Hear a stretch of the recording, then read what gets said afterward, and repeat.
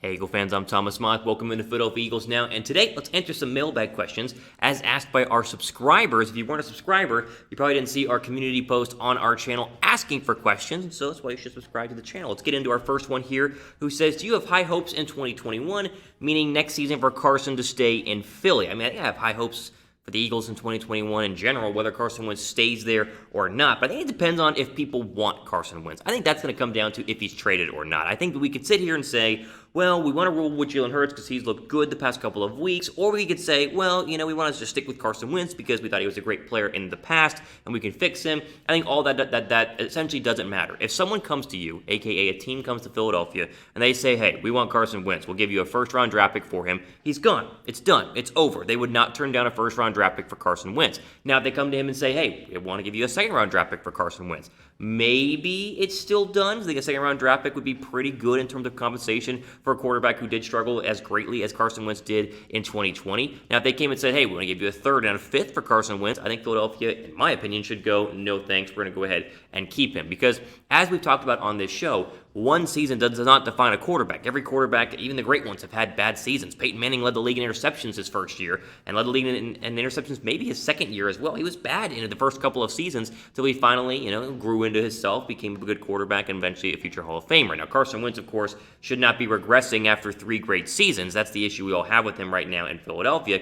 But I do see plenty of scenarios and plenty of teams that could be interested in going ahead and signing Carson Wentz. I think if you're the Steelers, the Patriots, the Colts, the 49ers, these are all teams that will and I think should have internal discussions about, is our quarterback situation better with Carson Wentz at the helm, or is it, good enough without Carson Wentz at the helm? If you're Pittsburgh and you look at Big Ben Roethlisberger, whose arm seems to be semi-shot and he seems a little bit old, do you go, listen, let's just trade for Carson Wentz, plug in what many people thought was the next Big Ben in terms of size and stature and ability to make plays, running around in the pocket, yet not being a super fast mobile quarterback? Do the Steelers get better if Big Ben retires and they insert Carson Wentz? I think yes. What about the Patriots? I mean, they obviously are not going to go with Cam Newton. They don't like Jared Stidham as their backup. Why not throw Carson Wentz in there? Would Bill Belichick make a trade instead of, let's just say this, would Bill Belichick rather have Carson Wentz, an established, proven starter, or go draft Zach Wilson, number, 10 or 11 overall in the NFL draft? I think he'd rather have Carson Wentz over Zach Wilson. Colts, the Frank Reich pairing, we all know how great that would be. And then, of course, the 49ers and Kyle Shanahan,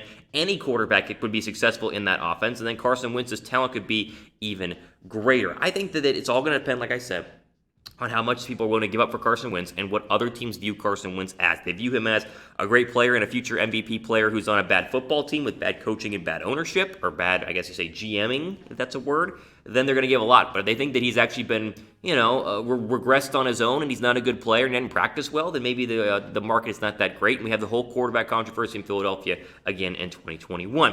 Ask you guys this. Would you only like to trade, if we were going to trade Carson Wentz, would you only want to do it to the AFC? I mentioned all AFC teams except for the 49ers there, Colts, Steelers, and Patriots. For me, if you're going to trade him, send him off to the AFC. If you guys agree, let me know down below in the comment section.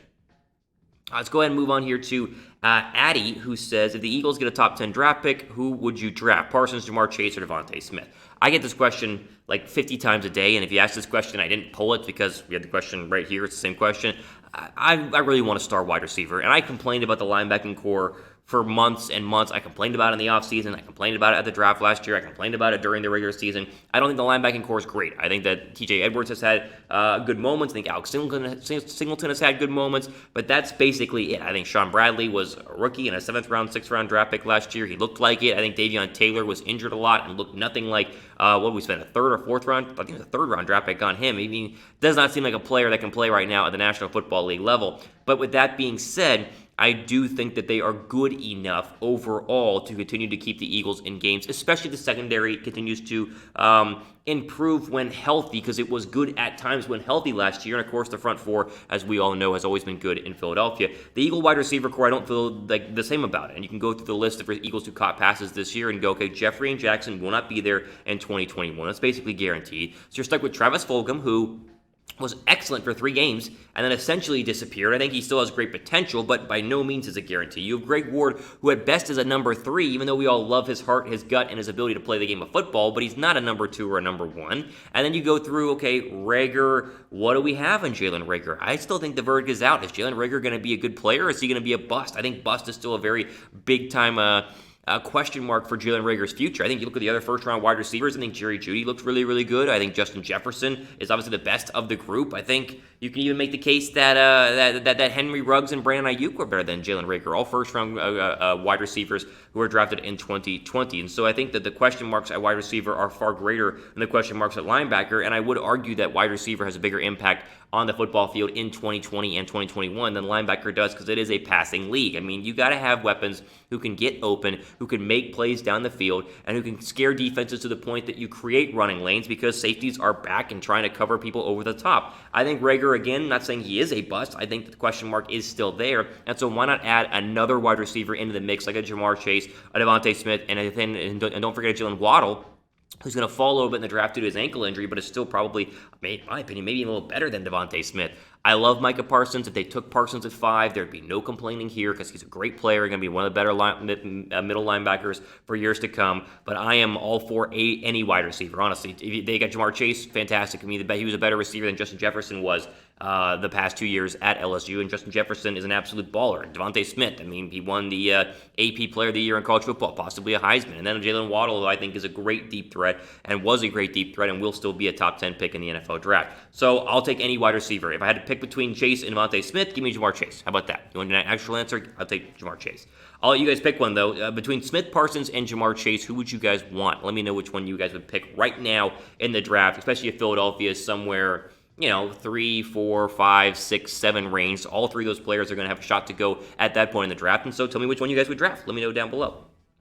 Would Jalen Hurts start next year if you were the head coach? Ooh, man. Yes. No. How do you answer this question? I mean, think about this. We've seen 3 games of, literally, we've seen 3 games of Jalen Hurts. He's 1 and 2. He's really good in 2 of them. He was pretty average in the third one against the Dallas Cowboys. I don't know if that's his fault or not. I think the offense itself has been average all year long. Would he be even better behind a great offensive line and an offense that's more geared to run the football? Yeah, 100%. I still have my heart for Carson Wentz. I've said this many, many times, but the problem we have is one quarterback has to go.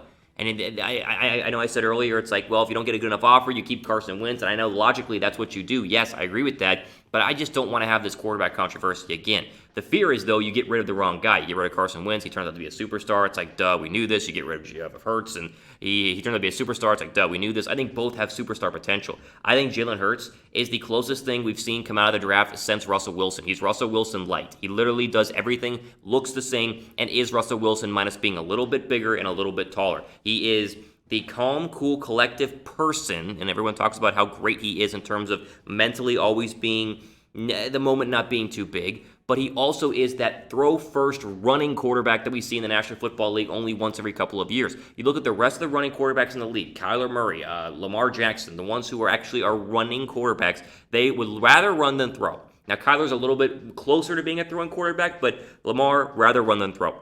Russell Wilson is a throw-first, insanely accurate deep ball thrower, one of the best accuracy and decision-making quarterbacks in the league. I mean, he's Peyton Manning in terms of arm, in terms of actual cerebral ability to throw the football, but he can also run like an absolute madman. The same things I see there are with Jalen Hurts, and that gets me very excited. I think that we could be seeing the next rendition of Russell Wilson that is a little bit taller, and that's the knock on Russ, even though it hasn't been a big deal for Russell Wilson overall.